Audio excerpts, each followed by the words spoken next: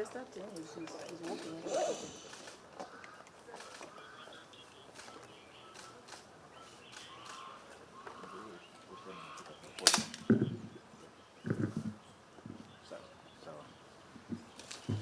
Good morning, colleagues. Morning.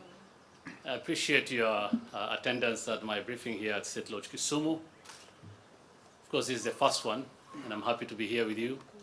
And my intention, of course, moving forward is to hold regular briefings on the President's agenda and, of course, all other government programs aligned to the plan and the President's agenda and respond to the issues of concern to the country. I'll try as much as possible moving forward, as we always have done, to provide timely and accurate information about the President's agenda. So tomorrow, Friday 13th, 2023, President William Ruto will begin a 2-day working tour of the Nyanza region that will cover Kisumu, Homa Bay, and Siaya counties. The President will launch several projects that directly impact on the lives of the people in line with the government's bottom-up economic agenda that places premium, of course, on economic transformation, especially for those at the bottom of the economic pyramid. You will recall that the President was here in October 2022 and made several pledges. Tomorrow, he'll be returning to fulfill some of those pledges. Key among them is the launch of the first phase of the 5,000 affordable housing program for Homa Bay County.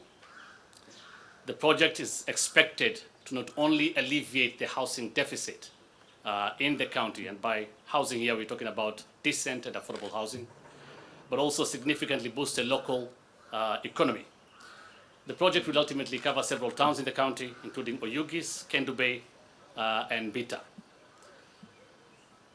As the President has said before, because he has launched other projects or such projects before, the affordable housing program, which is a key plank of the government's agenda, and of course one of the killers of the Kenya Kwanza manifesto, is not only about low-cost and decent housing needs, but also meant to create jobs for thousands of youth and stimulate the economy. So for this project, or in this program, just as the others he has launched, and of course he has said this before, housing parts such as doors, windows, gates, hinges, and all other fittings will be supplied by the local Juakali associations. This will boost the local economy, put money in the pockets of hustlers in Homa Bay County, and of course for the Juakali enterprises, with such programs, they will expand, create jobs and create wealth, and especially nationally for the 3 million people in the Juakali subsector. It is also important here to mention the role of counties in the housing agenda. Homa Bay was the first devolved county government to sign the Affordable Housing Memorandum of Understanding in April 2018. The county has set aside 11.6 acres for the affordable housing project. This support, of course, is critical to achieving the President's agenda and the government's agenda. Already, 39 counties have identified land on which affordable houses will be built. All this, as I said, is in line with the President's commitment to bridge the housing deficit, which currently stands at 2 million units. The target is to do 200,000 units every year. 4 months since the President assumed office, the housing agenda has had the following results. Cumulatively, the program has a robust and active pipeline of 376 projects set to deliver 599,000 housing units across the country. The projects that have been commissioned or launched by the President so far total to 22,490 units, and I'll share this data with you after this. This include 13,076 units he launched in Mukuru, Nairobi, 4,000 Kibera Soweto B, also in Nairobi, and Mavokwa Affordable Housing Project of 5,360 units. That's in Machakos County. We also have another 9,935 units that are currently ongoing. This include 1,500 in Pangani, Nairobi, 605 Bondeni, Mombasa, another 1,850 in Buxton, Mombasa, and 1,800 in Nairobi, Bachelor's Divanji Estate, and Moke Gardens in Machakos, 4,118 units. And the ones that are ready for launch, including the Bay one that he'll be launching tomorrow. In total, we have 37,708 that are ready for launch. This includes Makongeni Affordable Housing Project that he will launch soon in Nairobi, 30,000 units, 2,420 units Starehe in Nairobi, 1,728 units Shauri Moyo A in Nairobi, Ruiru Affordable Housing Projects of 1,200 units in Kiambu County, also in Kiambu County, Thika Affordable Housing Project of 360 units, and of course now the Bay one starting with 2,000 for phase 1. Is looking to do 200,000 units per year. This sounds a little overambitious. What plan do you have in terms of budgetary allocation to ensure that this number is attained? Thank you, Laura. First, for the majority of this project, the government is working through the public PPP, public-private partnership. The State Department of Housing has already reported, and the President has addressed this matter before. So the Housing Department is already reporting that there's immense interest or significant interest of the private sector. And other sources like pension funds. You remember a few months back, the pension funds, they met with the President in Nairobi, the association, and they announced 500 billion to go to this program. If we are to subject the 200,000 units we're talking about a total of 70,000 units already now, ready for launch. Some ready for launch, some already commissioned, and some ongoing.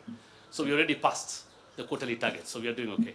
There has been a proposal to have the office of the leader of opposition anchored in law. And some people, some quarters of the political class believe that this is an opportunity that is being proposed to also anchor the office of the Prime Minister in law. Is it, could you make it clear the intention of getting that office? Because people believe that it probably is a sweetening deal to bring the opposition leader, that is Raila on board.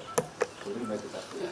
Yeah. I think the President spoke about this as late as recent as a week ago, if I'm not wrong.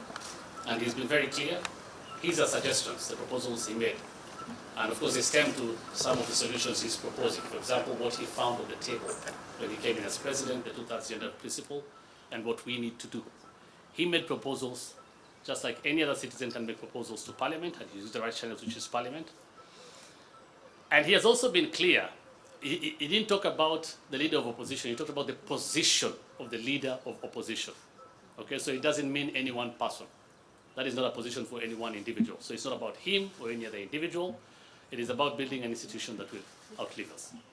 We have a number of projects that were launched by the past regime, among them the port of Kisumu. We have shipbuilding at the shipyard, and the special economic zone. So my question is, what is the fate of these ongoing projects? As I said, there are other infrastructural projects that the President will be launching tomorrow and inspecting tomorrow, including he will also be visiting the port and will be making announcements there. So I urge you to wait for him tomorrow. I don't want to preempt everything. I will get more information tomorrow. Good morning. I'm Vic Matete from the Standard Newspaper. Recently, the Azimio leader, Raila Odinga, talked about, he said that if the president seeks constitutional reforms, then he should bring BBI on the table. Is this something the president is considering?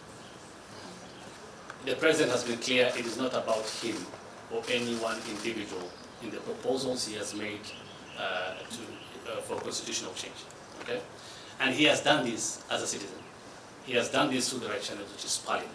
It is not about him or the Honorable Raila Odinga or you or me to sit and agree about what amendments need to be done to the Constitution.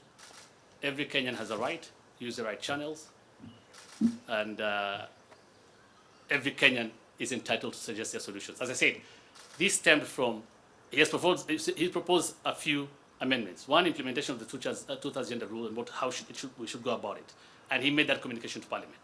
Two, on the constituency development, Senate oversight and national government affirmative action funds.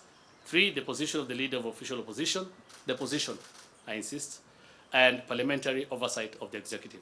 He gave his reasons as to why, and every other Kenyan, of course, can make their suggestions, whether they want to change the constitution or whatever they want to do with the amendments to the constitution. Okay? past 4 months, ever since the president was sworn in, we've seen high-profile cases being released to the court of law. Key among them, the case associated with the deputy president, and also the CS for gender Aisha Juma. Maybe you're taking that. Because it's a matter of national concern. Many people are saying that, of course, because it's allied, cases allied to cases that involving his key allies. That's why they're being thrown away. Whatever cases that are happening in any institution, in the courts, handled by the Office of the Director of Public Prosecution or any other institution in government, are happening at that institution. The DPP, or the Office of the DPP, is an independent institution. The President has been clear about respecting institutions, and he has actually demonstrated it. There are promises he made, he fulfilled, including appointment of the judges on the first day of office, of assuming office. The President also promised that he will delink funding of the police service from the Office of the President to be done through an accounting officer in the Inspector General's office. He did that as well. So he respects the institutions in the country. Whatever case is happening in any institution or at any level, I think I can only suggest to you, maybe you go to that institution and find out why a case is proceeding or why a case is not proceeding, and there are merits or demerits to that case. It has nothing to do with the presidency. Okay? Thank you very much. I'm hoping to see you tomorrow. Thank you.